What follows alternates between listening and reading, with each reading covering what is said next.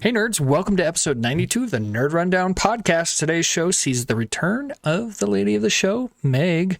We talk about the Oscars, where the best movie in years cleaned house. The Punisher is making his return. Will he be played by Johnny Bernthal? There's some really good reactions to some big movies coming out, but also not so good reactions to some movies coming out. Which movie has the good reviews? Tune in to hear that and more on the...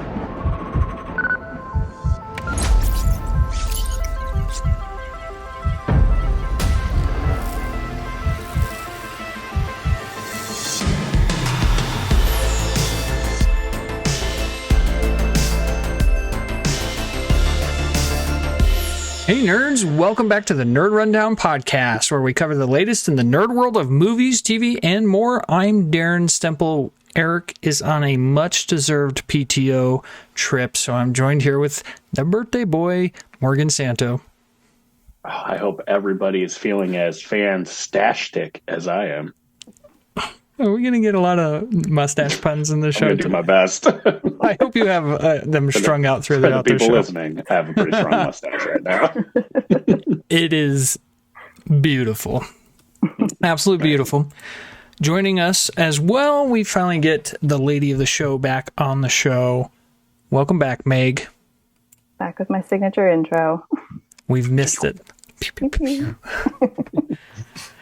You can find us on our social media, all at the Nerd Rundown. If you are in a place where you can like and subscribe, please do so. At least if that's what you want to do. And if you're liking what you're hearing and you're subscribing to what you're seeing, that works. We're going to go with that. We're a little short on Nerd Box questions, so send those in on YouTube. You can email them all at the Nerd Rundown.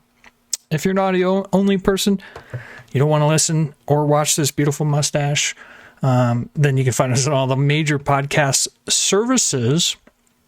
Before we get to a really loaded rundown, let's hear a word from our sponsor, Combat the Chaos. It's no secret here at the Nerd Rundown that we support our veterans and our first responders. We ask that you do the same thing through our sponsor, Combat the Chaos. They're a veteran-owned clothing company that donates part of their proceeds to other amazing organizations supporting these warriors and guardians.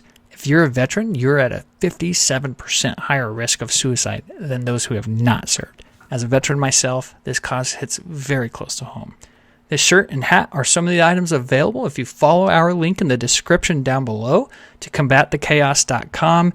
Use the discount code NRD for 15% off and help us fight this battle that veterans and first responders so desperately need. Now, back to the rundown. Okay, back on the rundown, I am very excited to talk about the Oscars on Sunday night. It's not something I watched. Spoiler alert on that. If you were one of the 16.1 million viewers who watched, then good for you. You got to see the best movie in the last year, Clean House. We got to see some really special moments. We got to see a really genuine win, like a emotional win from Ki Hai Kwan. I may have mispronounced that, but he won for Best Supporting Actor from Everything Everywhere All at Once. Michelle Yeoh won Best Actress for that. The Daniels won for the Best Director. It won Best Picture. Jamie Lee Curtis, I think she got maybe a legacy win because a lot of people were complaining that Angela Bassett should have won for her role in Black Panther Wakanda Forever, so I want to hear your thoughts on that.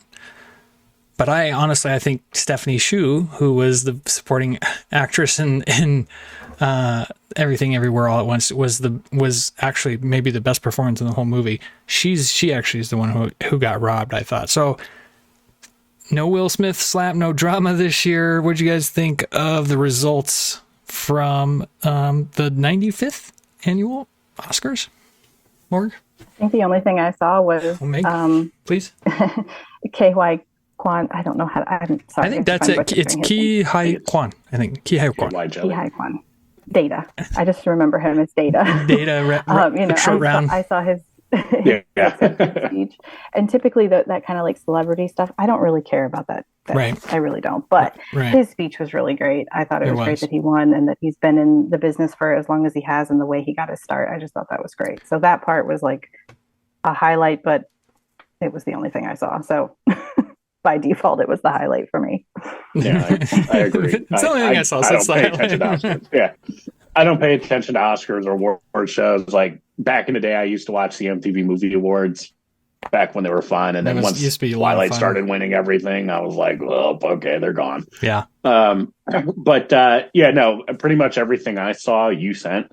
So, and again, him winning the award was fun. Like him. Yeah. And then, of course, Brendan Fraser winning. Oh, yeah. What a win. Actor of the Year. And then I did see a clip of Brendan doing some interview after holding the award, and I'm not going to try to say his name because I know I'll butcher it. He came running up and he's like, "We did it!" and cheering because they were in Encino Man together. Right. And you know, like it was just a great moment. They just like they seemed like two real people, you know, that won awards and deserve it. Well, think about that for a second. Think about the insanity that is Encino Man with Brendan Fraser, Pauly Shore, Sean Astin. It's actually a really it's a classic movie. Like it's not one of the people laugh at it. As they should. It's a funny movie, but it's also one of those things. It's like, it's got a cult following for a reason. Mm-hmm. Anyway, those two were in it, and them winning an Oscar on the same night, 20 plus years later. That's pretty magical. Hollywood, when it's on, it can be a magical place. It's not on a whole lot these days, but that was pretty awesome. Another pretty magical moment was Han Solo, Harrison Ford, best known as Han Solo, I guess, or Indiana Jones. He got to announce the Best Picture winner, and the first person on the stage was his Indiana Jones and the Temple of Doom co-host, counterpart, I guess, co-character, co-star. Thank you. Sidekick, yeah. He was K was just like he was like on stage and he was so excited. I also liked how happy Steven Spielberg was too. Like, yeah, you could just tell. Like, you could tell there was a lot of people that were just genuinely happy for him. Oh yeah, you know? Oh yeah, magical moment. And you know he had for Angela Bassett. Yeah. Did you guys see the moment where they announced she doesn't clap after the announcement? I mean, she was don't get me wrong, I'd be petty as shit too, but I think I'd at least clap just because I know a camera's looking at me, so I'll be like, then as soon as the camera's gone, I'll be like, son of a bitch. I do want to see somebody just go, you know, like, yeah, just start pounding drinks. Just get up and leave. Yeah, that would be funny. I don't know. Well, again, she wasn't the one who was robbed. It was Stephanie Hsu who got robbed. So, I know you haven't seen Everything Everywhere All at Once, you two. Does this Oscar marathon that it had make you want to watch it? I'd say I don't think it makes me want to watch it anymore. Like, I do want to watch it. I mean, you guys love it. Everybody I know loves it. So, like, I want to watch it. This didn't change my level. It's just, okay. I know. I want to sit down and watch it with Deanna, and it's just hard to get that together because she's a little like, I made the mistake of like saying like it's like multiple universes, and she just like out no. Like, I can't stand Marvel right now because I don't understand it. I know exactly what you mean by that, Mark. And believe me, I was like the whole time thinking like, I'm just going to have to explain this whole entire movie afterward. But the movie does a really good job of simplifying things and making things make sense. Even Banana, who struggles with the multiverse stuff, just like Deanna. She was like, that was a good movie. And then the next morning she was thinking about it still. And she was like, that was a great movie. And for her to give that stamp means something. So, Meg, does it hype your level up anymore? I mean, it doesn't. I feel like in the past there's been times that movies have like cleaned up and I just didn't think that they were that great and weren't deserving of all the awards. So I'm trying not to let that kind of color my impressions of it when I finally do get to watch it. Yeah. I'm just going based off of everything, you guys have said and that I've heard prior to the show, prior to the award show. But I haven't mentioned the multi-universe thing to my husband yet either. We're just going to watch it blind. It's not what you guys think. I promise you. I promise you this movie is an experience. And it's one that's even best experienced through multiple viewings. What's that, Mark? I did have to explain majority of it's in English as well. She's like, do I have to read the whole time? And I was like, no, I'm pretty sure majority of it's English. Yeah, I feel like it's the first scene is it's funny because her father speaks Cantonese, they speak Mandarin, and they speak English like all in one scene. And so they want to represent the immigrant life, which is confusing at times. So not that I would know, but there was another event on Sunday night that took the world by storm, and that was The Last of Us Season 1 finale. Meg, you're the non-gamer here. You're not going to be on with us with the recap here later as we recap the finale and close out the show. So want to get your thoughts here. What do you think? Are we doing spoilers or? Try to keep it non-spoilers as much as you can, as it's only been Tuesday. Erik hasn't watched it yet. So try to just, from a non-gamer perspective, what did you think of the season? What did you think of the finale? Overall, I loved it. Honestly, and like my brain is like a sieve these days, so I'm having a hard time retrieving most of everything. And I think my main thought coming away from the finale was it didn't have that cliffhanger that usually season finales have, where you're like, champing at the bit to get to the next season. You can't wait for it to be released. But more like you said, that's kind of how the game ended. Like it wasn't really necessarily going to end with a next, part 2 or whatever. Overall, I thought it was great. I'm more in love now with Pedro Pascal than I was prior to this. I just think he's amazing. He's just like that dad uncle guy that you just want to like chill with. That you want to follow. And go on zombie adventures with. Yeah. He's great. So I loved it overall. Good. I'll keep your thoughts, Morg, for the recap.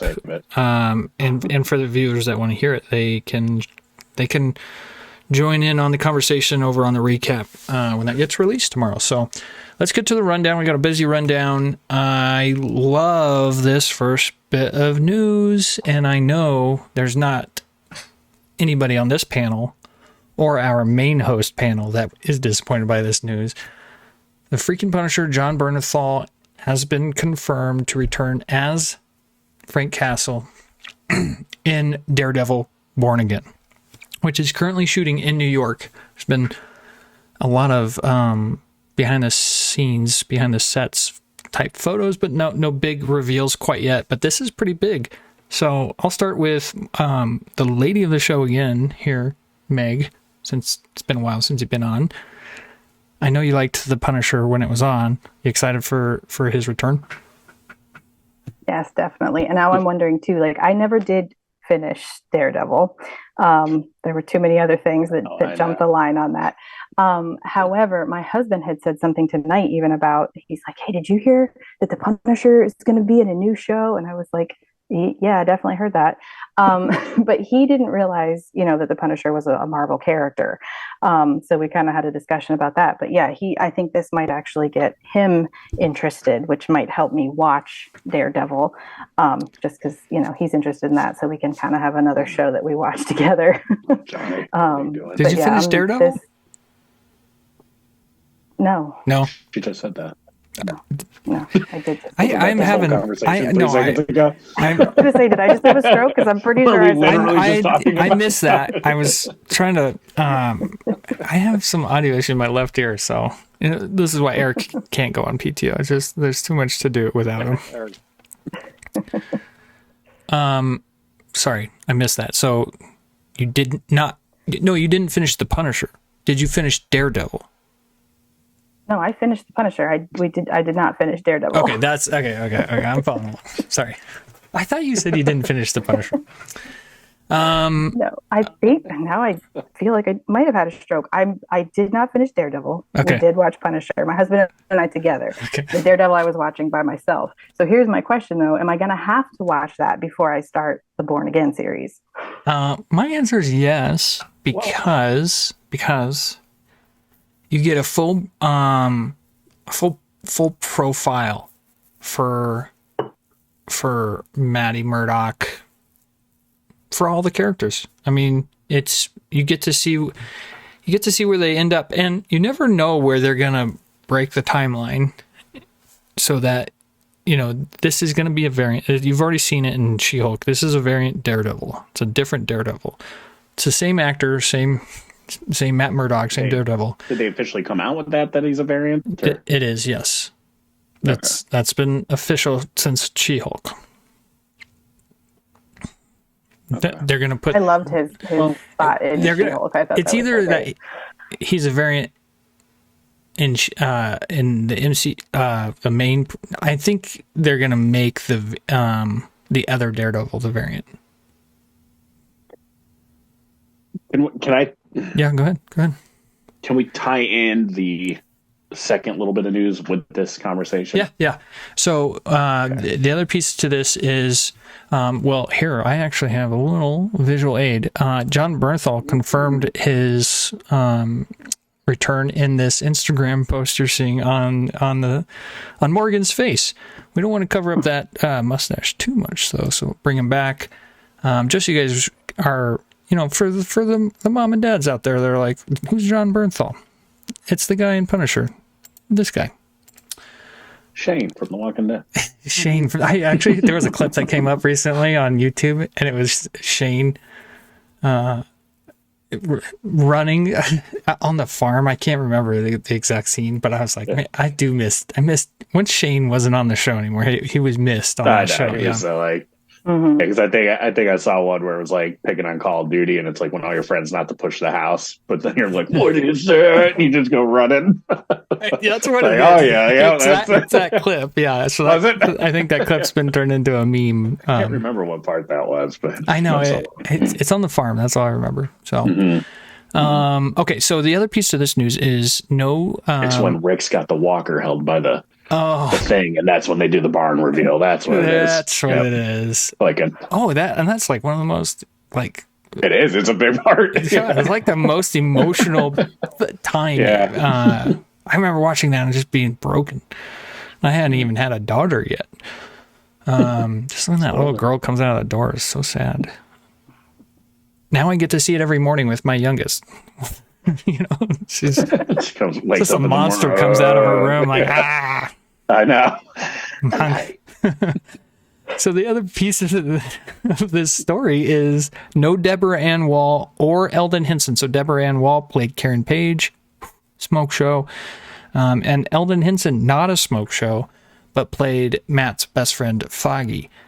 So here's the one little itty bitty asterisk to this is the news is that they haven't signed on yet.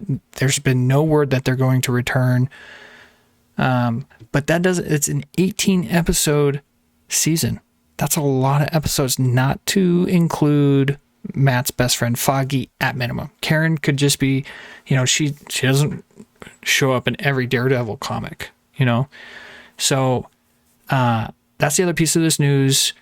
Jessica Jones is rumored to appear in this. And then, of course, we'll see, before we even see Daredevil Born Again, we're going to see Matt Murdock as Daredevil and Vincent D'Onofrio as the Kingpin in the Echo TV show.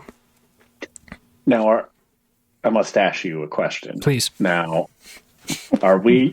Smooth. Are we... Megan started laughing and got me. Are we... Now, Echo, last I knew, was put on hold indefinitely. No. That was a rumor. Okay. It got delayed, but it is not. They start shooting soon. I know. I think they start shooting in May. Okay, that's coming up quick. Or they'll shoot Daredevil first. If we get no original Karen back, do you think they're just going to recast them? Yeah, so that's The the other piece of this story is. I mean, she's a big part. I mean, she's the one that rats him out in the story. Right. Well, we've seen that they don't have to adapt the story just because they're using the same name. Age of Ultron, very, very different story in the comics. This is also Disney, and they're not going to fully adapt Born Again. They're not going to have Karen Page get addicted to drugs. It's heroin. Okay, so let's be specific here. She gets addicted to heroin. She gets into prostitution. Yeah, she gives up Matt Murdock's secret identity. She's a. We've all been there. She's a piece in that storyline. None of you guys haven't given up any superhero identities for drugs? Huh? All right. Yeah. I will tell you. My bad. Who Daredevil is for some heroin. So yeah, chasing the dragon. I would love to see John Bernthal join the Thunderbolts. By the way, his Punisher. I heard there's a rumor that he might be donning the skull chest Armor Wars outfit. Yeah, what's his name? Don Cheadle? Rhodey? Yeah, I can't think of... War Machine. There we go. That John Bernthal is going to don the that they might... I just saw it, and I was going to share it, and I completely forgot. I don't know if that's something to do with he might be in it, because he does in the comic books. He gears up in the War Machine at some point. And that would be amazing. I mean... How many people he could kill in that thing. Fly around and murdering everyone he thinks is a bad guy. That big old Gatling gun is I know. Oh man, yeah, that'd be bad news. Chew bubble gum and do some punishing. I'm all out of bubble. I don't know. I don't know about that. I think we'll have to figure it out, or we'll have to. I don't think that's going to happen. I know how content creating goes, where it's like we're in the middle of not getting any new content, and it's like you got to create some. So I don't think so. I'll say I'm cautiously optimistic. Very cautiously optimistic. I cannot wait for the return of Matt Murdock. He's just so good. He's so good. And I'm talking about Charlie Cox as Matt Murdock. He's so Will we get good. Ben Affleck at all? Well, you never know. The universe. Will we get Ben Affleck showing up at some point? I mean, they're gonna blow our minds with some of the cameos they're gonna bring back in those Avengers movies. Let's move on to some other Marvel news. Next on the rundown, we got like a category here of Marvel news. So first off, Bob Iger, the president of Disney, recently returned as the president of Disney, has come out and said that sequels are good, but do we need a third or a fourth? And with some of the Marvel, I don't want to say failures, but some of the Marvel misses lately are probably getting them to start thinking like, hey, is this the right move to do a Thor 4? In my mind, it was the right move. It just wasn't the right movie. X-Men 97 is getting a fall release date, most likely in August. And then my most favorite character growing up for like a very short time, because he was just so cool. And then, once he's like a seasonal favorite, he's always at the top of the list or near it. Silver Surfer series is in development at Disney, so very excited for that. We'll start with you, Morg. Bob Iger, X-Men 97, and Silver Surfer. Yeah. I think less is a good thing.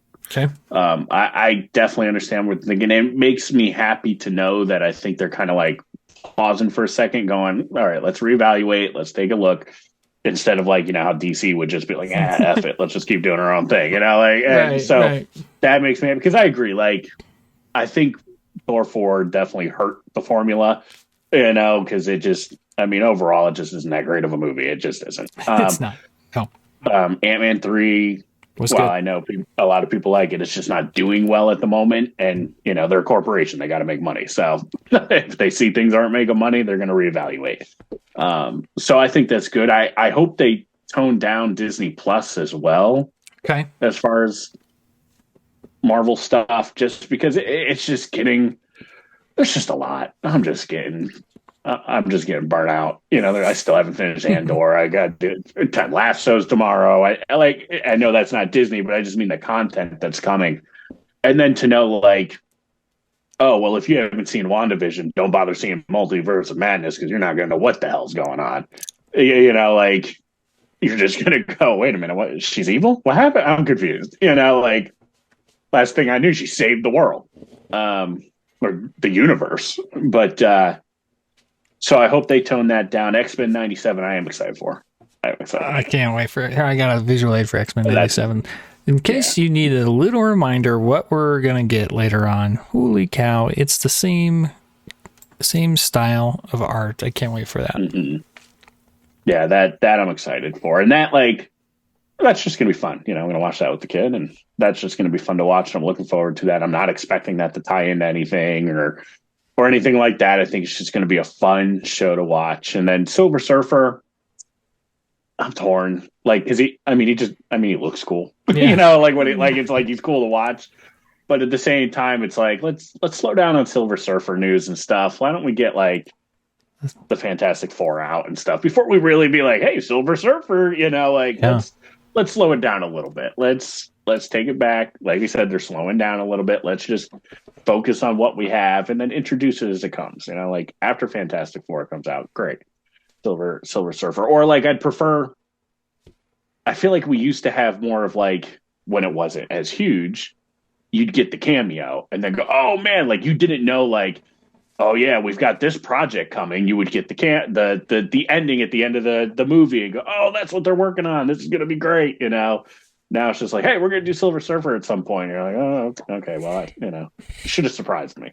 What's going on with Harry Styles? Is he getting a movie? Well, like we had him at the end of him. Like, what's going on with the little leprechaun? Whatever that thing. Like a little bit of a hint here is what's going on that I should have mentioned earlier. But the Silver Surfer series is in development for Matt Shakman, who, he was the showrunner. I think they call it that for Disney. The showrunner for WandaVision, and then he got hired to do Star Trek 4, and then he left Star Trek 4 to now be the new Helmer, the new director for the Fantastic Four movie. So he's directing the Fantastic Four movie, and now he's creating a Silver Surfer series. Okay. That's interesting. I wonder if that means that they're going to tie into each other. That could work. Also, sorry, Meg. No, go ahead. Go ahead, Morg. Finish. I just want what I want to see news for? Hey, in the next movie, we're going to address the giant Titan sticking out of Earth that we saw in Eternals. That's what I want. That's the stuff I want to hear. Like, what's up with that? Like, yeah, we've had a lot of movies with that thing there. Like, what's on there? Could there be adamantium on there? Could there be material that will then come into play? What is it? Is it like the rumor? Nowhere, the rumor is that will be addressed in Captain America: New World Order. Oh, I think I did see that. Yeah. And that's what it's going to focus on is kind of what's going on. Like it's almost like its own island now. Yeah. What's going on with it? And there's rumors that it's going to be Genosha, which I hope that's not the case because that isn't going to be an inhabitable island. I don't think, but it'd be cool if nowhere. Nowhere. It's just in the skull of one of these beings out in space. But that is in space. It's a little bit different when it's out in sense, space. yeah. More believable when you're in space with a talking raccoon. You have to go to a portal to get to nowhere. So, I know, Meg, you probably have no opinion on Silver Surfer X-Men 97, but what about the Bob? I keep saying Bog. It sounds like a Star Trek villain, Bog. Bob Iger saying we shouldn't have as many sequels for Marvel. Yeah, I'm on board with that because I'm not a comic book reader. I enjoy some select pieces of the comic book movie franchise, but so we went to see the Doctor Strange movie, and I don't think it would have been any less worse if I had known, because I didn't watch WandaVision, but I had a general idea of what was going on in that show because of you guys. Yeah, you're welcome. Yeah, you're welcome. Thank you so much. A little pat on the back for yourselves there. But it just, I don't know. It's just, it is getting to the point, and we've, you guys have discussed this and we've thought about this before. Like, it's getting too much to where you're narrowing your audience on who's going to be able to watch your movies and enjoy, because you don't know what the hell's going on, and that you can't spend all the time explaining it in the movie. And, it just kind of loses its luster. Yeah, like I'm kind of at the point where I want the Disney shows to just be their own thing, not necessarily separate, but like when Hawkeye goes on adventure, just have Hawkeye go on an adventure. Don't make it like now it's got to tie in, or like, because now it's like Meg said, you're just losing an audience. Like my wife, she does not watch the Marvel shows with me; she could care less. So now she doesn't even have a desire to go to the movies with me, because she knows they all tie to the show and she's going to be lost on things and I'm just going to have to update her. So she's just more like, or like, they'll be like, I know like I won't say what it is, but the after credits scene in Ant-Man ties directly to something things that the average person who only saw the movies are going to go, what the hell? What happened? That doesn't make sense. Are you talking about the post-credit scene, not the mid-credit scene? Is that what you're talking about? With two important people. You know what I'm talking about? Yeah. However, like the average viewer is going to go, wait a minute, what the hell? That doesn't make sense. I get what you're saying here. I totally do. But, and it's funny to see how things shift from when, we had Spider-Man and X-Men in the early 2000s, and we're like, I wish they could be in the same universe, Mm-hmm. We want a connected universe. So what comes with a connected universe is you do need to have a modicum of knowledge of previous events, but I don't think it necessarily ruins Doctor Strange I just think it's a little bit of, not an ignorant take, it's just like, if you didn't know what happened in WandaVision and you went into Multiverse of Madness, or if I can understand it being weird if Multiverse of Madness was your first Marvel movie, but if you've watched them up to that point, but you somehow missed WandaVision before Multiverse of Madness, I don't know. I think that's more like you just, unless it's your first time. I don't want to sound mean here, but it's, no, I know what you mean. You know what you're getting into. And true, like you're getting into this connected thing. And as far as the plot, I mean, you can follow the plot. I just mean for somebody that's like, they haven't seen WandaVision, all they saw was Endgame. They're following the movies, and then they get there and they go, wait a minute, she had kids, and now she's killing people to get kids. When did she have kids? That's what I'd be thinking. Like, she had kids when she had kids. How much did I miss? Like, were there 10 movies I missed? She had kids, a family. What the hell? I mean, there was stuff that you could. I mean, as a person with a functioning brain, you can put things into place and understand that things happened that I'm not privy to, but I don't have the desire to find out those things. And then I just think, like, down the line, if you're making it too connected and too like we've said, sure, if it's too connected and there's too many things that are from other things that I haven't seen or whatever, then I'm not going to be. I mean, you don't need to see WandaVision to see Thor. No. It's WandaVision and Multiverse of Madness. It's not asking a lot. Stood out. Yeah. And that's the thing, like Thor, that's what I like. Like, you didn't need to see 5 Disney Plus shows to go see Thor. Like, if you just watch the movies, just needed to watch 5 Thor movies to get there. It's but if just as much content to watch it, you're caught up. Like exactly. If you go, man, I just watched 23 Marvel movies, and you're telling me I have to watch the damn show to keep up too? Like, I just invested 23 movies into you. And now you're saying, sorry, buddy, you should have watched the shows too. Haha. I just don't think that there's a lot of people out there that are. Let's leave it to the comments. Yeah. I mean, I would love to know. To know. Is there like people out there who are What's like. Your opinion on this, Captain? Yeah, I would love. We didn't hear from Captain this past week. I felt a little lonely without him in my life. I'd like to know. Are there people out there that are like, I can watch the movies without watching the shows, or I need to watch the shows so I can know what's going on in the movies? I'll tell you this: Banana stopped watching the movies because they just weren't that good. you know? So Maybe that's the issue. How'd you feel about that? that's the real issue. Yeah. So, that is the bigger problem. that is the bigger issue. Nobody would be complaining if these were bangers of movies, you know? That's true. Mm-hmm. Let's get to the Star Wars world. Don't put two W's together. Two W words back to back. English lesson number 1 today. First, in the Star Wars world, we got a guy by the name of Taika Waititi who's developing a Star Wars movie that we know nothing about, but he's going to star in it. If you don't know who Taika Waititi is, I covered up Morg's mustache for, another mustache that is just beautiful. This is a beautiful mustache. You should tune into YouTube to see this. It is good. It is good. He's going to star in his own movie. That worries me after watching Thor. That worries me as well. Also, Kevin Feige. And it's funny because before Thor, I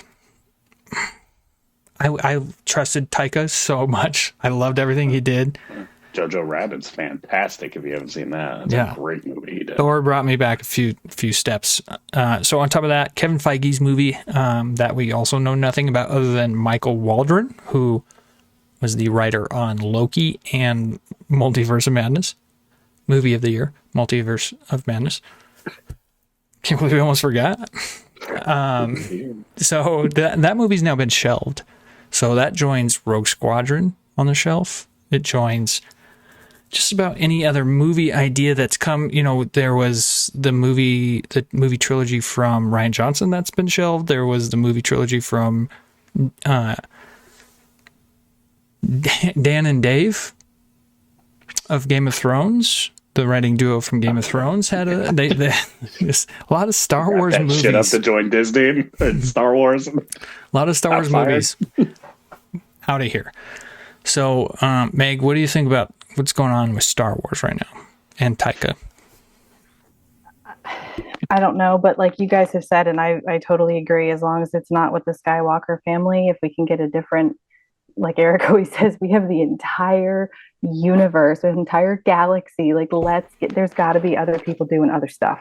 I just want to see something new, something fresh. There's only Tatooine.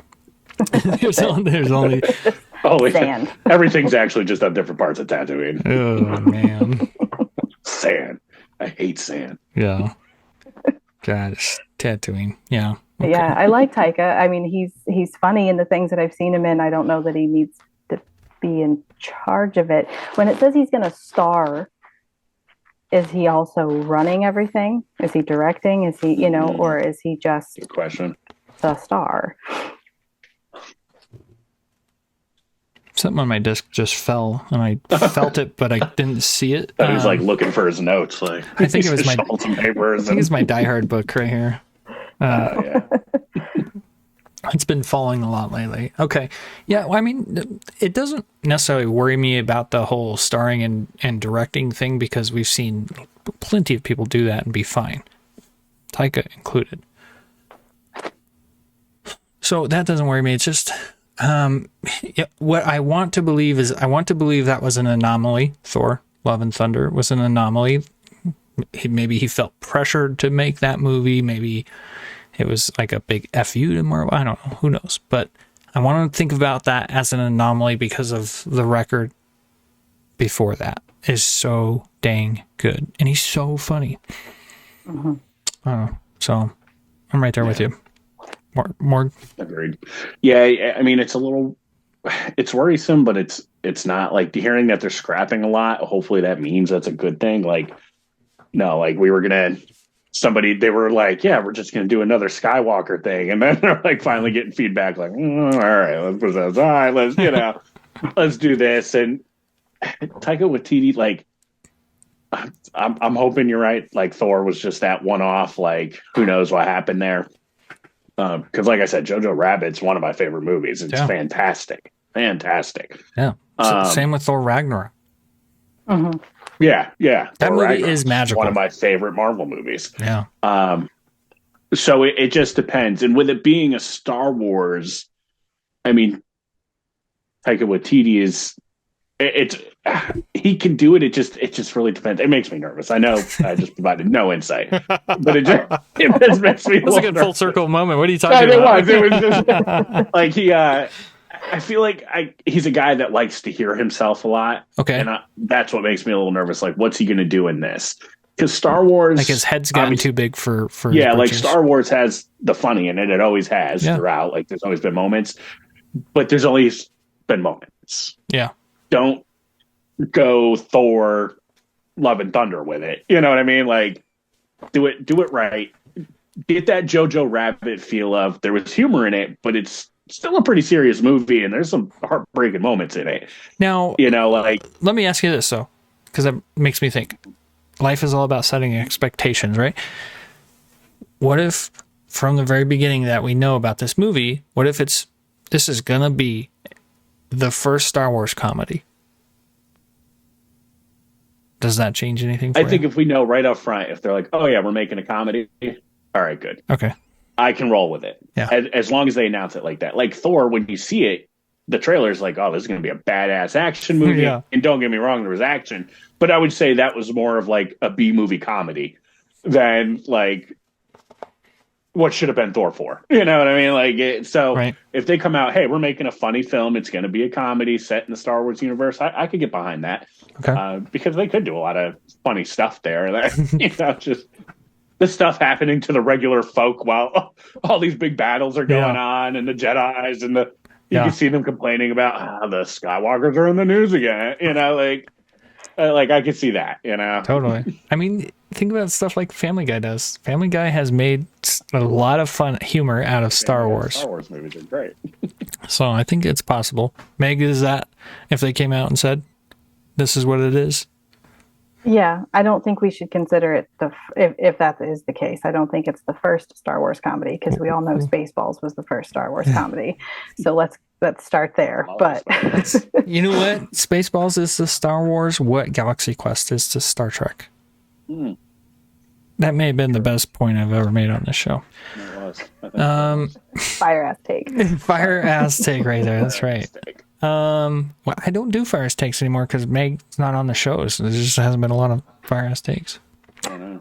It's good to have you back, Meg. Good to be here. All right, next category on the rundown is called March Movies First Reactions, because we got a lot of first reactions, or at least a mix of Rotten Tomato scores and first social media reactions. So covering it all at once. React to it all at once. Dungeons and Dragons. Chris Prim. Dungeons and Dragons. Rotten Tomato score debuts at 92%. That's huge. I am so excited for that movie. I don't know if I'll go see it in theaters, but that might be a Friday night movie, family movie night. John Wick got jaw-dropping first reactions on social media, but also it might be a little long. So that was some of the concern from that, as it's almost 3 hours. Can you handle the commitment? Can you handle honestly, John Wick kicking ass for 3 hours? Because it's coming. I can totally do it.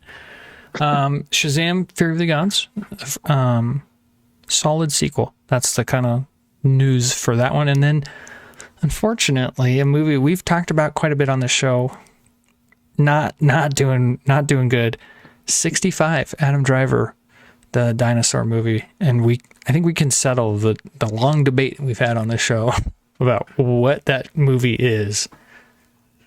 But I'm gonna pass it off to you first, Morg, to see what your reactions to all of these are. I know you usually don't take first reactions all that serious, which is fine, but I think it's interesting to see John Wick have really good stuff. They also gave some criticism. Shazam, it wasn't blown out of the water how good it was. So, what do you think? Dungeons and Dragons, I was excited for that, and then I was a little nervous, like, where are we going to go with it? But hearing the positive scores, I think does help.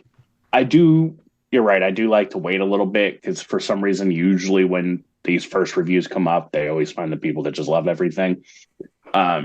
So again, I agree I'm probably not going to theaters for that. I'll wait till it comes to whatever platform. John Wick, I'll go to theaters for. I've seen them all in theater.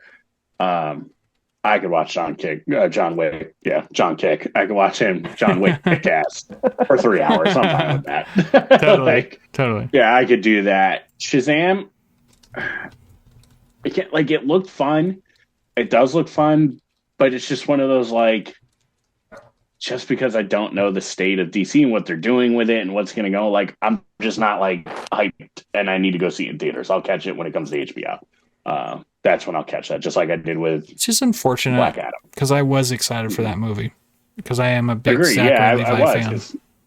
fan. I liked the Shazam. I thought it was one of the stronger things they did in the DC universe, and then it's probably just going away after this. Yeah. And 65 is a little disappointing because it did look fun. I mean, especially when I found out that Adam Driver and the girl, they speak different languages throughout the, like, Adam Driver speaks English and she speaks like Spanish or something throughout the whole movie. Oh, that makes sense. Now I'm kind of like, now I don't want to see it even more because I just hate when the two main people can't talk to each other. Oh. It's like, because he can't talk, like, he doesn't know Spanish. Right. So the whole movie, it's like they're trying to do the father-daughter thing, but they can't even talk, and it's just like, I don't know. Like, now I'm done. I don't even think they're doing subtitles. I'm last I saw was at 29% on Rotten Tomatoes, so it's not doing That's good. what I'm saying, because I love dinosaur movies. Yeah. I love fighting dinosaurs. I've seen every Jurassic Park more than once. Like, it's like, how hard is it to do a dinosaur movie? I mean, Jurassic Park nailed it. It should be so simple. Just do more of that, I guess. I guess they tried. Dinosaurs are big and scary. It's, The communication barrier thing worked in Logan because it did, but she could speak English the whole time. She was just lying. She just never. Yeah, that's it. Because remember when they're in the car, he then says a it. twist She's on like, that. he's like, you can say this whole time. Yeah. Okay, fair. Not applicable. Yeah. Nice try, Meg. Way to go. I tried. Not apples to apples. We know you love Adam Driver, and who doesn't, right? But yeah, I mean, I like Adam Driver. I wanted it to be successful. Yeah. Meg, where do you think about all this news? I mean, I think the only thing that I'm going to actually make like active time to go see is John Wick. John Wick. And that is mostly, I mean, I love Keanu Reeves. I've loved him since I was like 12, I think, when I saw The Matrix. So he's one of my favorite actors. I love that whole franchise. I can't wait to see it. Hold on, back up. I have to get this out of my head. Everybody's doing the math right now. Well, is that the first time you saw Keanu Reeves? That's when I became obsessed with him. He became my favorite actor. Yeah. I was like, Bill and Ted, Point Break, Speed. Well, see, I was older when I saw those, I think, because I was too young when they first came out, kind of thing. But Gotcha. Yeah. But the John Wick thing also works out because my mom is coming down around Easter time. So we'll have a sitter here. So I'm hoping it's still in theaters by then. It'll only be a couple weeks after that, so we should be able to get a date night in for that. Heck yeah. The other ones, I mean, I'm not interested in seeing 65, but Dungeons and Dragons and Shazam probably will be something I watch on my own. I don't know if I can get my husband into those or not. But I'm willing to see it. It's not going to be a date night out of the house kind of thing. Sure. You're going to watch it on your phone. While you get ready. Watching your phone while you do other stuff. When you pull into your driveway. Yeah. Sit in my car with my surround sound.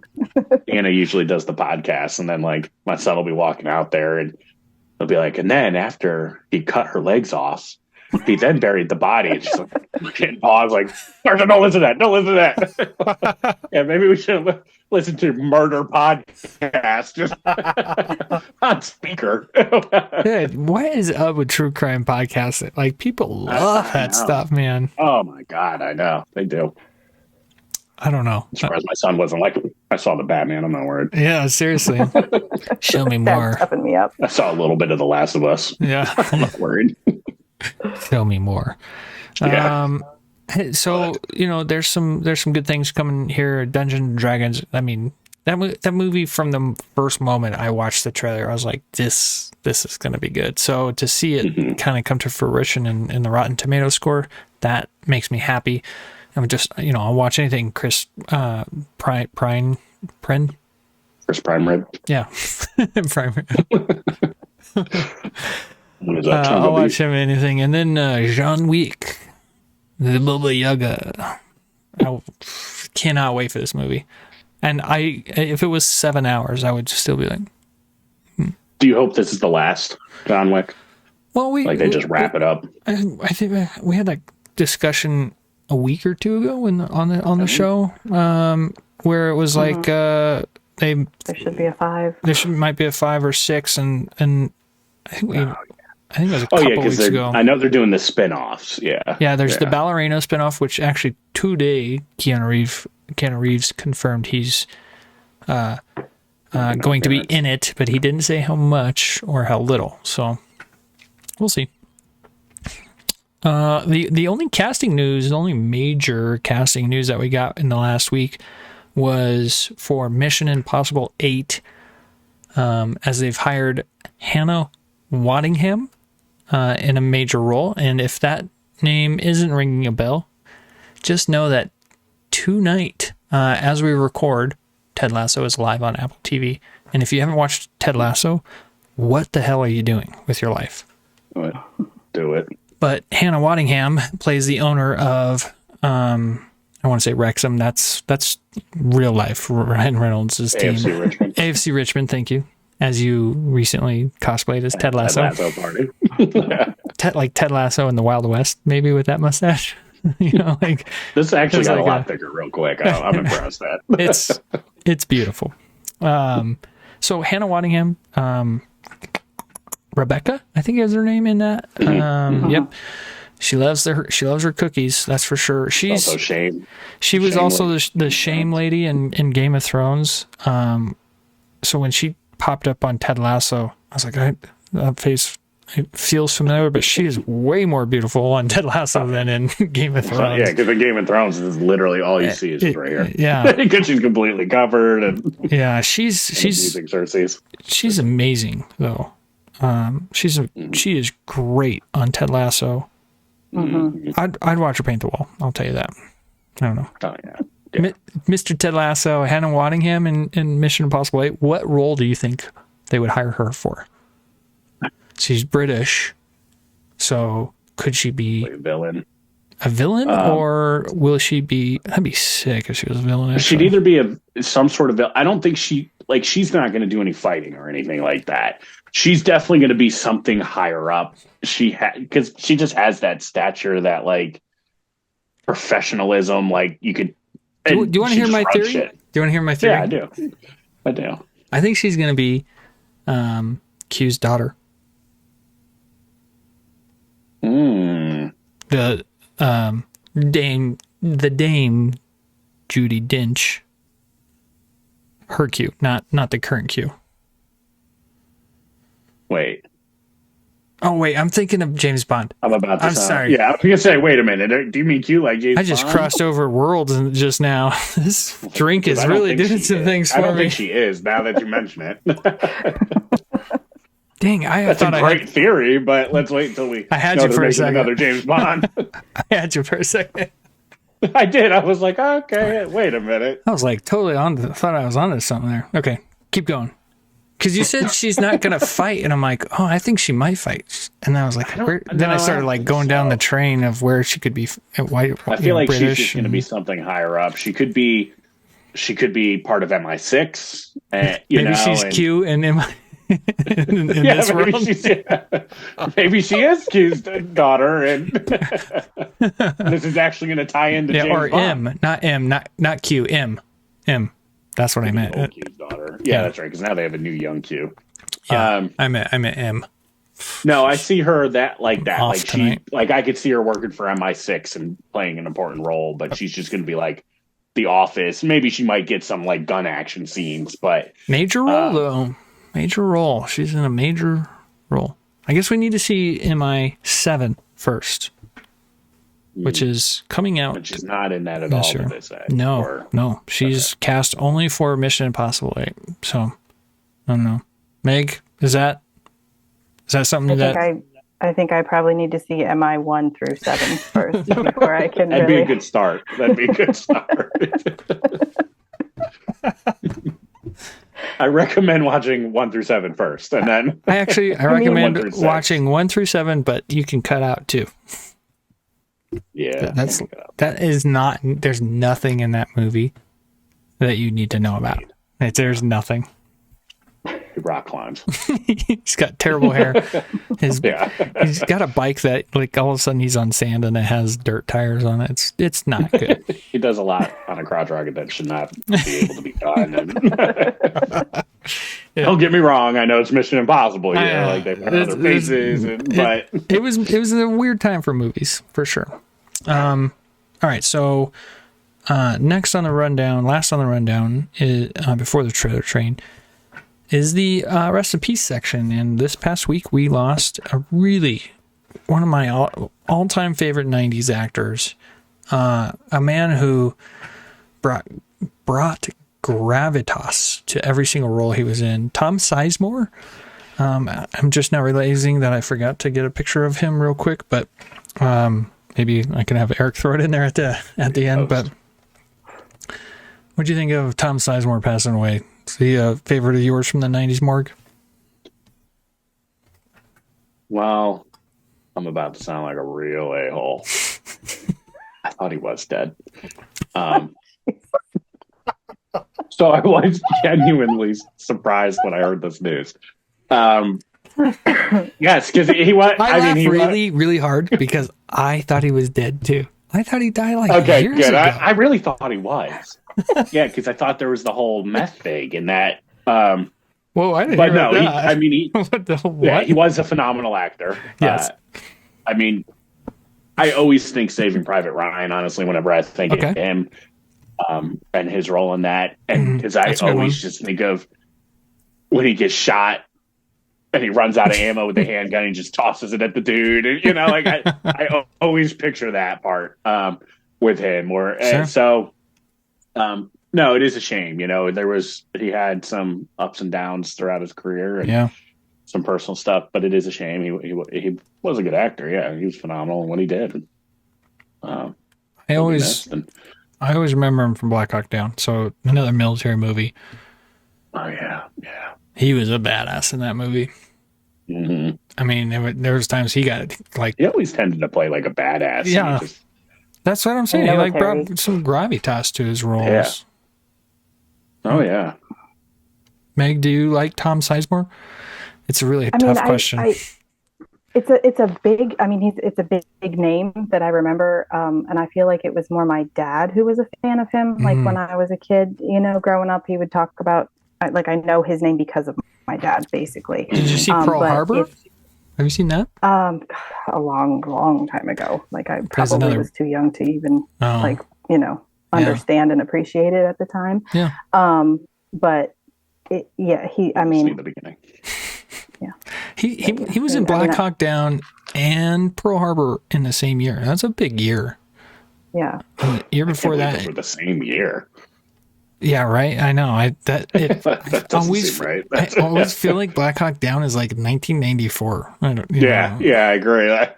It does not feel like a 2001 movie. Mm-hmm. Oh, he was also in. I loved him in Enemy of the State. So he's in 1998. Oh, yeah, that's right. 1998. He's in Witness to the Mob. He's John Gotti in that movie, which again just give me some more Italian stuff.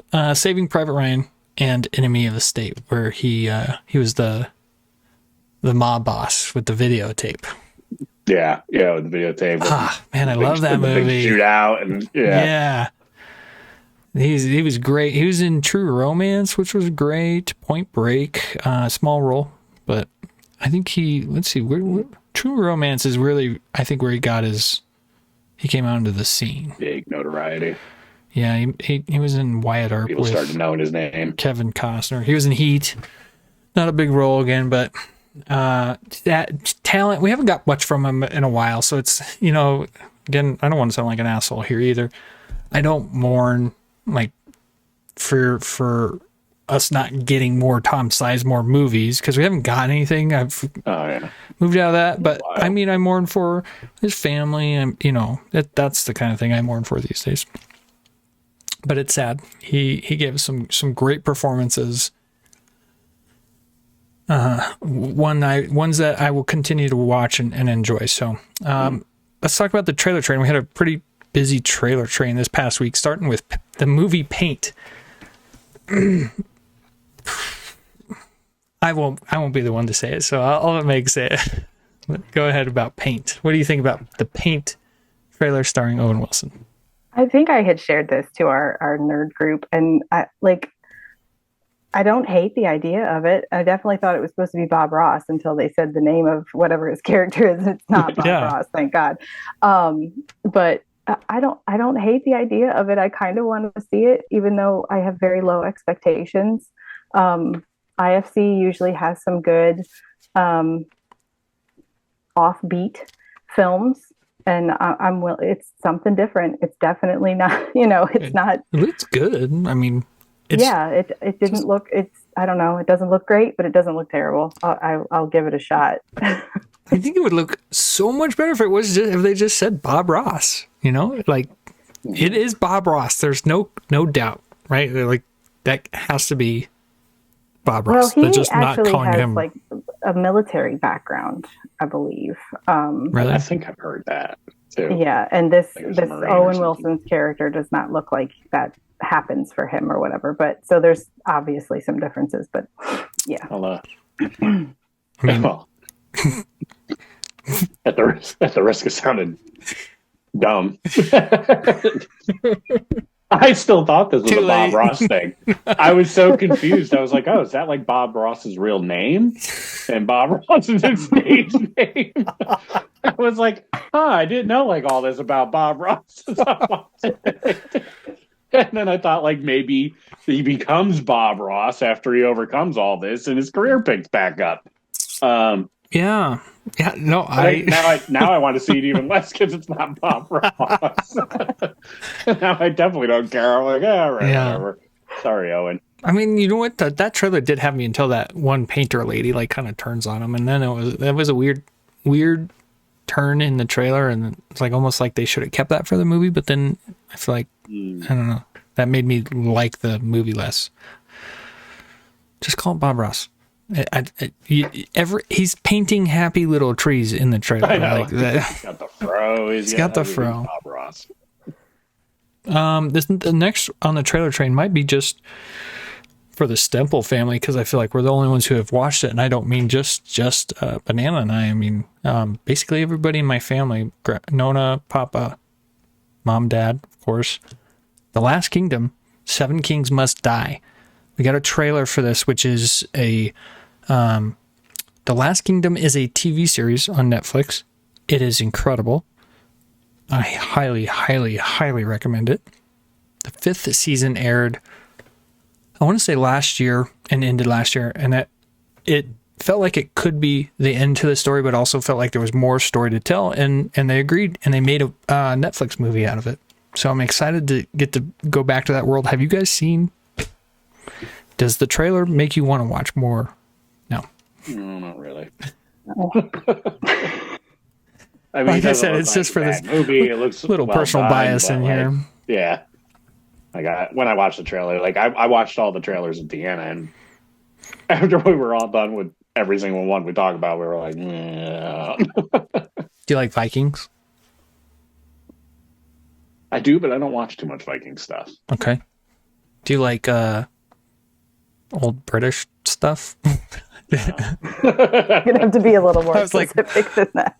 I'm one of those Americans that when I hear British people talking, I get lost sometimes. Like, what'd you just say? At the risk of Morgan sounding at the risk of sounding dumb.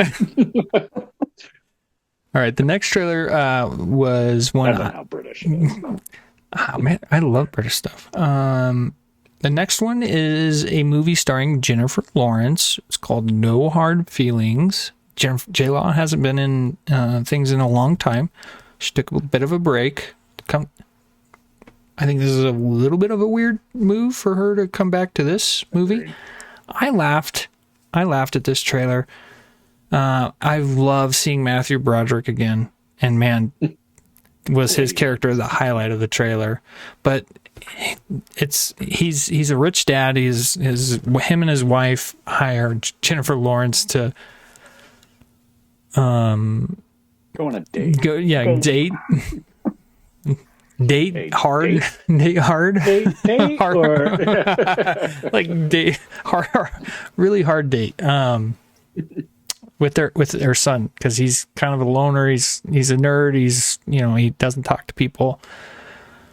So it'd be interesting to see if she falls in love with this 19-year-old boy, which it feels like he's supposed to be younger, but they made a point saying he's 19, so that it's not like a minor. Creepy. Yeah.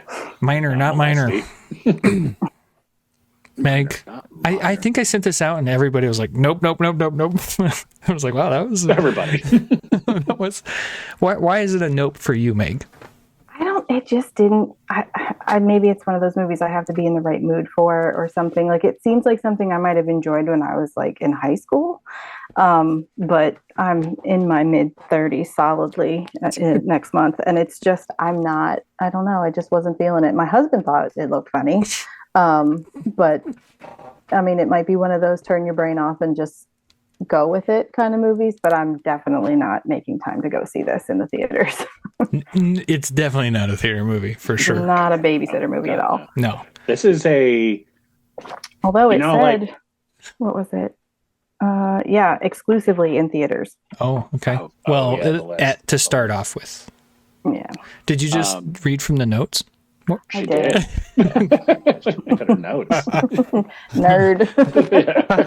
I love it. Notes. That's amazing. Yeah. This feels like one of those movies. You know how sometimes you'll see an actor and be like, why are they in that? And then you find out it's because like they made some deals where the studio's like, yeah, we get you for 5 movies no matter what it is. And I think this is one of those. Okay. Like, clearly the funniest part is her getting punched in the throat, and they gave it away in the trailer. So that part had me like, I laughed dying. at that part. Like, That was good. Yeah. But like, that's clearly going to be the best, the most funny scene in the movie. Yeah. And they just gave it away in the trailer, I'm sure. Like, I won't see this ever. Okay. Did you go to Joe Roberts with us, Morgan? I don't feel like you did. Ever? Not once? No, I've never been to a Joe show. Oh, man. Oh. I know. Throat punching just always reminds me of Joe Roberts shows. One of my favorite stories. And Yeah. throat punching a co-host.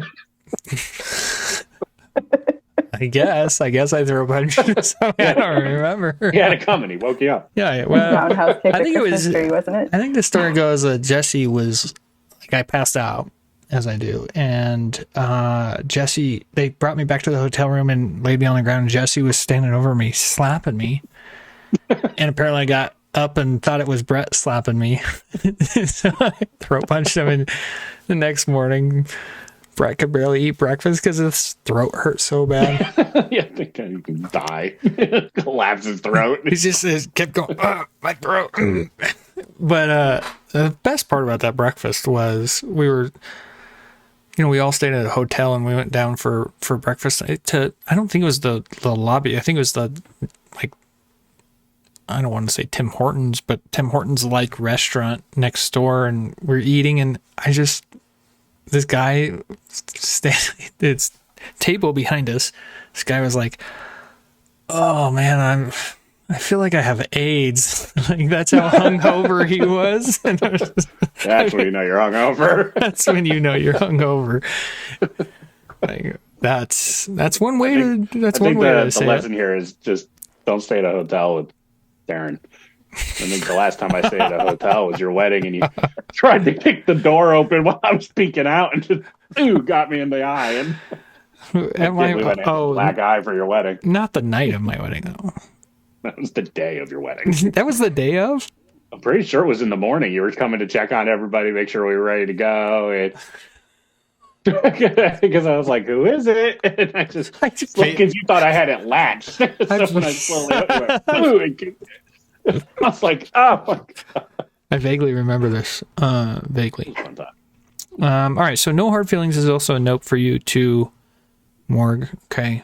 The next thing was is a trailer for an Apple Plus TV series, and after Severance, I am totally down for Apple Plus stuff. They are making some good stuff. Mm-hmm. The last thing he told me, starring Jennifer Garner and Nikolai Coster-Waldau, I think I said that right. Jamie Lannister from Game of Thrones. Meg, you corrected me. Like, I made a mistake in what I called the show, and you corrected me, and it does change the context of what the important line is, but I felt like it seemed like you're excited for the show. Is that a correct feeling? Or are you just so Aries that it's just like, has to be correct, it has to be right? It's more so that, but I feel when you framed it as after Severance, you're more willing to give Apple TV Plus a try in terms of their shows. I think I'm kind of on board with that thinking too. It looks maybe not necessarily brand new because it's got some elements of other thriller type movies and shows or whatever. But I'm definitely down to watch this. And this might be something that, we can do like a marriage contract kind of thing for, that my husband and I can both get into. It definitely looks like something that, both of us would enjoy. I'm not like a particular fan of Jennifer Garner. I don't dislike her. I don't, she's not one of my favorite actresses or anything, but she looked great in this. Definitely, I'm hooked. I want to know what's going on, and I probably won't cheat and read the plot synopsis. I might actually watch the show. Did you cheat on Severance? No, I did not. Okay. No. Do not cheat. Do not cheat on Severance. I'm one of those people that I generally don't care about spoilers. Full disclosure, I definitely listened to the Last of Us recaps before watching some of the episodes. So I'm not a huge, usually spoilers don't bother me, but sure. Severance was one of those shows that I did not want spoilers. And this kind of looks like one of those things too. I can't imagine having the Severance ruined for you before you actually get to experience it, because that experience, even the second time we watched it, it was just as heart pounding, and and obviously what's coming, so things like kind of move at a different pace than before, because before you're like, what the hell's going on? I want to know this, and then when because it does answer a lot of your questions in season 1, it leaves you with some, but man, Severance is a show I'm pounding the table for right now on, when people are asking for suggestions. Give it the time it needs, because it's a little slow at first. And again, when I watched it the second time, it moved at a much faster pace. So it's weird how that works. But the last thing he told me, so I guess we should give a little bit of a synopsis. Morgan, do you want to do that, or do you want me to do that? You got it. That's fine. Feel like you're ready for it. Go right. Get into character mode here. No, so Jennifer Garner and Jamie Lannister have, a picture perfect life, of course. Well, he says something along the lines of like, I'll do anything to protect my family, and I've definitely said those words recently, and I say them very often. But watching The Last of Us kind of puts you in that mode of like, oh yeah, I'd kill that person to save my family. But anyway, so he says he'd do anything to protect his family. They wake up the next day, he's gone. He's like nowhere to be found. And there's clues that start unraveling throughout the show, which will be the kind of ticking clock part of it, in the way that they move the show along and reveal like certain clues as to where he is. Did he leave? Did he get abducted? Is he working for the FBI or CIA or something like that? Because they find a whole bunch of money too. It's a really great trailer. Go watch it. We don't do like trailer breakdowns fully on this show. It's more we watch it and we let you know if you should watch it. So you should definitely watch it. But speaking of things you should definitely watch, you should experience the Little Mermaid trailer. Because that is as much Little Mermaid as you probably should experience. Morgan, I feel like you posted the trailer like in the middle of the night. It may have been early morning for me because I'm 2 hours behind you, but All right. what did you think when you first watched the Little Mermaid trailer? I watched that trailer and I went, oh, this looks like shit. I thought the CGI, I was like, what? Like, this is what they decided to show us? Like, yeah. There was just, it was off. And then I kind of got this with The Lion King too. When you don't make animals look cute in these type of situations, it really throws you out of it. Yeah. Like when you see Sebastian the crab and he's just a crab, you're like, right. I don't like this. Like, I was like, I don't know. It just doesn't look good. Now, I think, again, her voice, phenomenal. Sure. She sings. I'm like, yeah, she's got a great voice. I don't think they'd hire somebody with a bad voice, but yeah. Like, I have no intentions on watching this ever. Not even with my kid. Just because I need to, like, not let them get my view or my money to show, like, stop doing this, please. Like, please just stop doing these. Yeah. Like, nobody needs it. I'm going to bring Fire Ass Take back for this because I think that's a big issue is the animals are not just, it's weird. They're creepy. Yeah. He crabs up onto her. Like it doesn't And then work. the problem is it's like, yeah, here's our live action movie. It's 99% green screen and all CGI. So we'll call it live action because there's some humans in it. But other than that, it's like, well, it's not like you're just making better cartoon. That's all it is. It's an upgraded cartoon. And I'm just like Jungle Book was live action. Mowgli's the only thing live action in it. Yeah. It's all CGI. Now, I did like the Jungle Book remake, actually. But this one... You always remind me of the bear in that movie. Not in the live action one, but in the... Your voice sounds like him in... Bare necessities. Little bare necessities. Yeah. No. I'm like, whatever. Okay. I like what's his name playing the king though. Javier Bardem. That was a surprise. You also I wasn't expecting that. Just went your whole reaction here or take without mentioning Melissa McCarthy as Ursula. So Meg, I'll start with you on Ursula. There, what did you think? Well, I will start this by saying I really wanted to like this. I want to be excited about it. I want to, be into it. Little Mermaid came out, in like 89? So I grew up, most of my childhood was spent like wishing I was Ariel, and so I really wanted to like this trailer and I was underwhelmed. Yeah. But then I watched it with my 4-year-old. Okay. And when I tell you it completely changed it for me.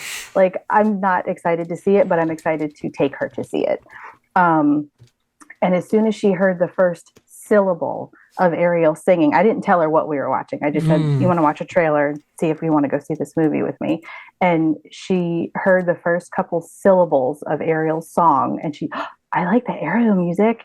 Mommy, is that a mermaid? It was like total magic to see her little face watching this. And then when she saw Ursula, she goes, is that Ursula? Is this the little mermaid? Like, it was just the coolest thing ever. So I think Melissa's actually going to be great in this role. Yeah. I don't think it's going to be her stereotypical, because I think Morg, you had said something a few weeks ago about her, like her physical comedy kind of thing. Very physical comedic actor. Goofy. Yeah. And like, she's hilarious. I love her. Yeah. I don't think that her typical stuff fits this role, but I don't think that it's going to be her typical stuff. I think she's going to do great. I mean, what did Lincoln say? She's like, why is she laughing? Is that a good laugh? I said, no, baby, that's an evil laugh. Yeah, if anybody laughs like that, you go the other way. But so yeah, my daughter's excited to see it, so I'm excited to see her see it. If that makes any sense. Yeah. Do you think they'll have her turn into like? Because then Ursula, like, well. It's Lord, maybe you can't spoil it. like, because Ursula, doesn't she become like the hot one at the end that like tries to steal the prince? Well, I know that sounds she gets bad, but you know what I mean. Like, she gets put into becomes a a home remember she wrecker. was Yeah. really, like seductive and sultry at the end because she becomes the that was the whole point. Yeah. I don't know. I just don't picture Melissa McCarthy pulling off seductive, like, because she's just funny to me. Everything I see her in, she's always funny. I think Well, she's I don't think it very would be seductive her in Bridesmaids. Puts the leg up. You want to if you want to get in the bed and not. You want to get into the restroom and not rest. I'll never forget that poop scene in Bridesmaids. That was one of the hardest times I've ever laughed in my life. I would love to see the blooper reel from that. Oh my gosh. Scene. That was good. Anyway. But yeah, so going back to like as far as like the shape shifting thing, I don't think she would be played by Melissa McCarthy when she's the seductive, sultry, whatever. But yeah, I think you kind of nailed it with the animals. They're creepy. They're not endearing. Yeah.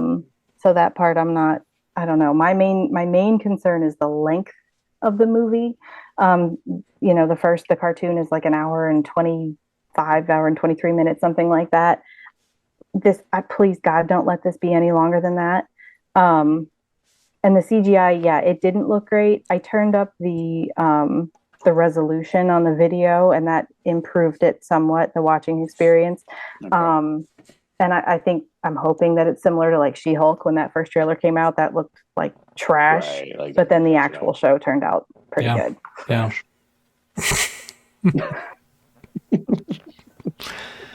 I do. Such a hater. Yep. I like good stuff.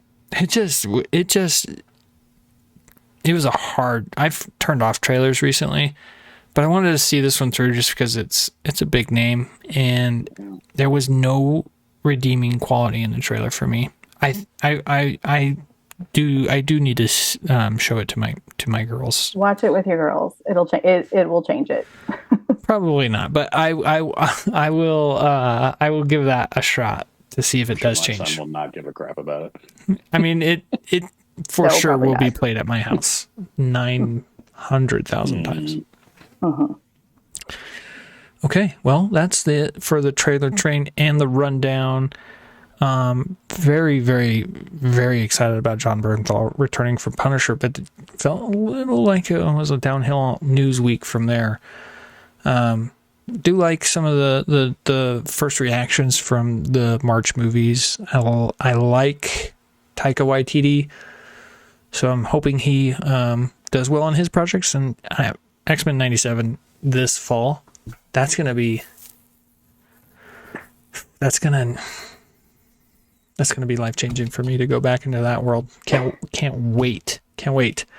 Normally we would have transitioned into the nerd box, but we're doing a little bit of a transition over to the recap show, the Nerd Rundown recaps, to be more specific, as we have the Last of Us finale that we're going to recap, and we're going to dig more into that show over there, and we have a bunch of Nerd Box questions for the show, so we'll answer them in the recap.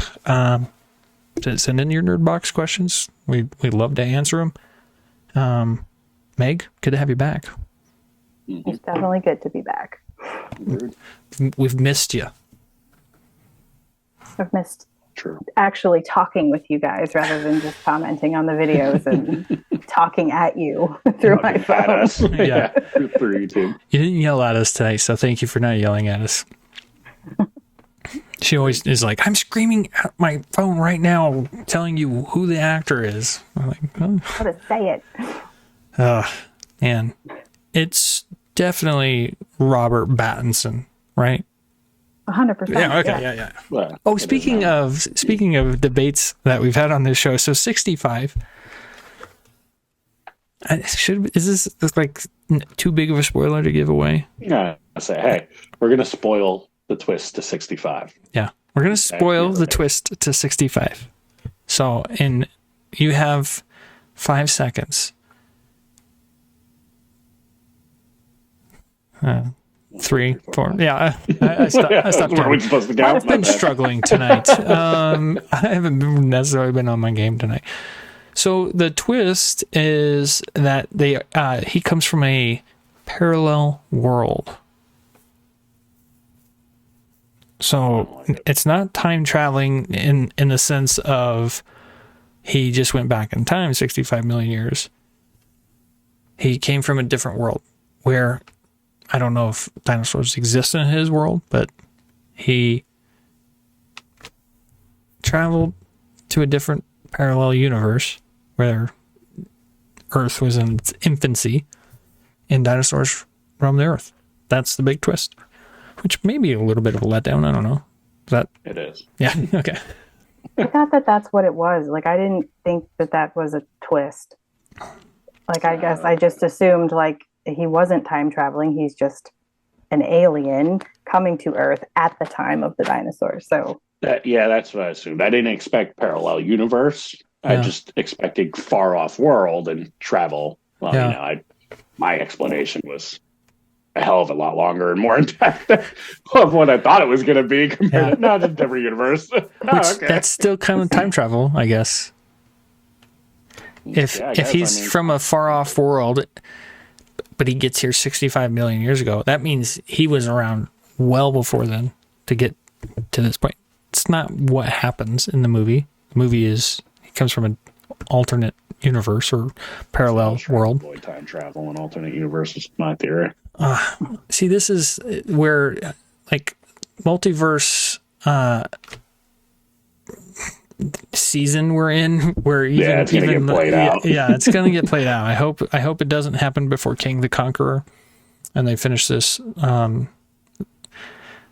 Everything everywhere all at once. Winning Best Picture isn't going to help multiverse season. Yeah, everybody's going to jump on that bandwagon now. Let's create another multiverse. In fact, I feel like I saw a trailer for Michelle Yeoh. May have been just a weird thing. Anyway, good show. Welcome back, Meg, lady of the show. Good to have you. Mark, beautiful, beautiful mustache. Why, thank you. I mean, how do you not keep that? I don't want to get divorced. Believe me, eventually. I think if I keep some 5 o'clock shadow and stubble, that'll help. Really, what my question there is, how does D not let you have that for the rest of your life? I know. I mean, it's sick, dude. Seriously. It's so sick. Seriously. Happy birthday. Really. I'll ever listen to this part. Happy birthday. Thank you. Thank you. Thank you for spending your birthday with us. That's what I do. And not your family? I guess we are your family. Yeah. I mean, it's midnight where I'm at, so they're all sleeping. Oh, okay. We'll let you go. Thank you for tuning in. Like and subscribe where you can. We'll see you next on the Nerd Rundown recaps. But also, that being said, we'll see you all next week on the Nerd Rundown. I Deuces. still hear it, damn it. Yeah, you can still hear it.